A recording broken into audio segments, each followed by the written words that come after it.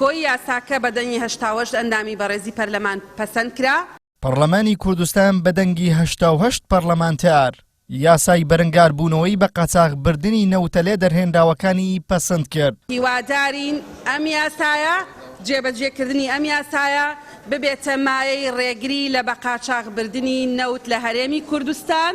بە گوێرەی یاساکە لەمە دووە ئەوانەی قاچاقچێتی بە نەوت دەکەن زیندانی دەکرێن و پارلەمانتارانیش جێبەجێکردنی ئەم یاسایە بە گرنگتر لە دەرچوانی یاساکە دەزانن. سەرۆکی لیژنەی سامانە سروشتەکانی پەرلەمانی کوردستان ڕایگەیاند بۆ ڕێگریکردن لە بەهەدەردانی نەوتی هەرێمی کوردستان چەندین یاسامان پێویستە و یاسای بە قاچاغبردنە دەرەوەی نەوتە لێدەرهێنراوەکان هەنگاوێکی باش بوو. بۆ بەدامەزراوەیکردنی دۆسیەی نەوت کۆمەڵە یاسا پێویستە. لەوانە یاسای سندوقی داهاتی نەوت یاساکەی هەیە پێویستە سندوقەکە تەفعیل کرێت. یاسای تایبەت بە دروستکردنی کۆمپانیای کۆمەواتە دامەزراوەیەک نەوتی کوردستان بفرۆشێ. ئەمە تەنیا خاڵێک بوو بۆ ڕێگریکردن لە قاچاغبردنی نەوت. بەرهەمی نەوت لە ئێسادا ڕۆژانە 475,000 بەرمیلی نەوتی ڕۆژانەیە. داهاتی نەوت نزیکەی 720 ملیۆن دۆلارە. لەم بڕە تەنیا 300 ملیۆن دۆلار ئەدرێ بە وەزارەتی دارایی. 420 ملیۆن دۆلاری بۆ مەسروفات و شەریکاتی نەوت و خەدەم و سکیوریتی بەکارێت. کێشەی گەورەی داهاتی نەوت لەم 420 ملیۆن دۆلارایە.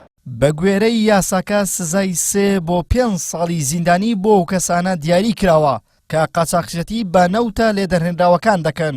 هەروەها دوای زیندانیکردنیشیان ئەو کەسانە 15 ملیۆن دیناریش سزای مادی دەدرێن.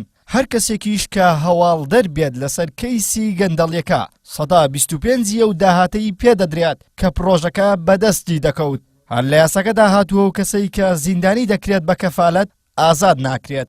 ئەوەی کە لەم یاسایەدا ئێستا ئەمڕۆ دەنگدانی لەسەرکرا ئەو کەسانی کە هاوبەشن یان ئەو کارە دەکەن 5 ساڵ لە 5 ساڵ کەمتر نەبێ و لە 10 ساڵ زیاتر نەبێ و ئەو کەسێکی هەواڵدەرە لە سەدا لە 4 ئەوەندەی نرخی خەڵمێنرا و لەگەڵ لە 125 ئەو داهاتن دەکات بەڵام بە شێوەیەک بێت کە لە 15 ملیۆن دینار زیاتر نەبێت. ئەوەی کە لە پرۆسەی بە قاچاغبردنە بەشدارە حکومە درێ بە زیندانیکردن لە 5 ساڵ بۆ 10 ساڵ و پارەی ئەو کاڵایی 4 هێندەی خۆی پێدەبژێت.